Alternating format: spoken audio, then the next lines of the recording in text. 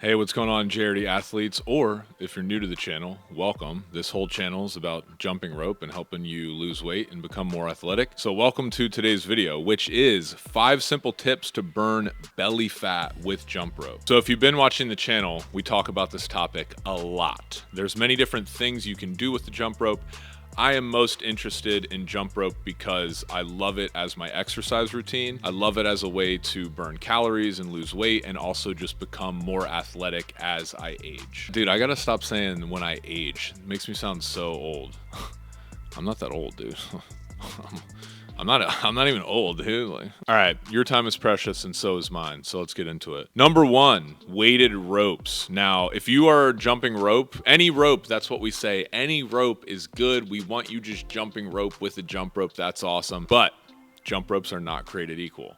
So if you're doing all of your workouts or you're skipping with a speed rope, it doesn't have a lot of weight to it and there's not as much feedback. You're not really gonna get a great upper body workout, and thus you're not gonna burn as many calories as if you were using a weighted rope. Now, you already know what weighted rope we recommend and use in every single workout, but you don't need that one, even though it's linked up here in the description. You can get it right now. Any kind of jump rope with weight to it, whether you have weighted handles, a weighted cable, whatever it may be, I would recommend jumping rope with a rope that is greater than a 1/4 of a pound. So the one that I use the most is the 1/4 pound. I would recommend getting a weighted rope that's like a 1/4 pound, a 1/2 pound, maybe a 1 pound. I wouldn't recommend going higher than that if you're just starting out, because the goal is also to be able to spin the rope fast. And if you go too high up in weight, you're not going to be able to do as many reps. So yeah, get yourself a weighted rope. Number 2, HIIT style versus simple cardio. What I mean by that is I would recommend doing workouts in the way that you see most of the workouts on our channel, which is high intensity interval training, meaning that we go really intense for like 30 seconds,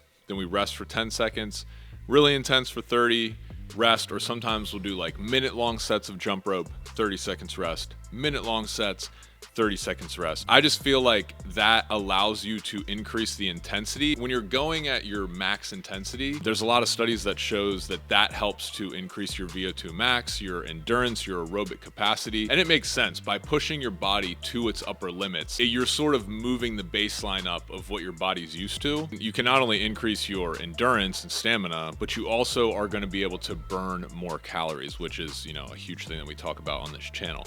So that's why I recommend the HIIT style versus simple cardio. What I mean by that is if you were just doing, 5 to 10 minute sets of jump rope, that's fine, but you're probably going to be doing it at a much slower pace. And I'd rather you just be going super intense with intermittent rest periods versus just jumping at like 40% of your intensity, but doing it for like 5 to 10 minutes. Also, if you're jumping rope for long periods of time, that can lead to injury. So again, that's why I think the high intensity protocol is better. Number 3, get your eating on point. Get your eating on point. Listen, this whole channel is about jump rope, but it's also about weight loss and fitness. If you are not paying attention to the food you're eating and how much, your weight loss goals are completely pointless. It's not going to matter. You can work out, you can jump rope for hours, but if you are just simply eating too much food and you have an energy imbalance, meaning you're consuming more calories than you're burning, you are just not going to lose weight.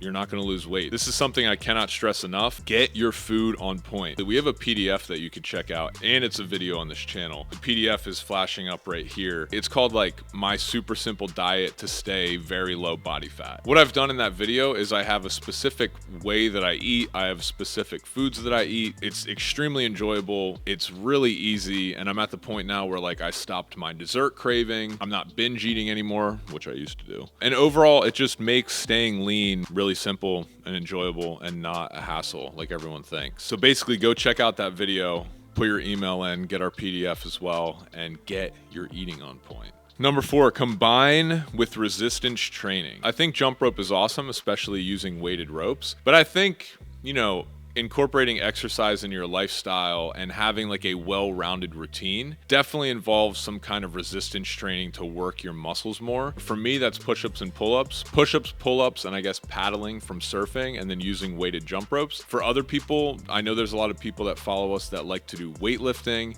That's also good. I would just recommend doing one of those 2 things, combining your jump rope with either bodyweight exercises or weightlifting, or kettlebells, or dumbbells. You get the idea. And lastly, number 5, how we are going to burn belly fat or just overall fat, because you can't burn just belly fat. I'll talk about that in a sec. Is walk. Go on walks. Try to get 10K steps in outside of your exercise. I've said this before and I'll keep saying it. If you are only relying on your 30 minutes or 40 minutes of exercise to burn all your calories and then you're sitting the rest of the day, that's not gonna work. Yes, you have to be consistent with your workouts, but you also have to be active in other ways, like just walking outside, moving things, going to the grocery store, walking up the stairs instead of taking the elevator, things like that. Walking for me is kind of like the lazy man's way to get fit, which I love because I'm lazy at heart. Like I wanna do all the shortcuts. I don't wanna,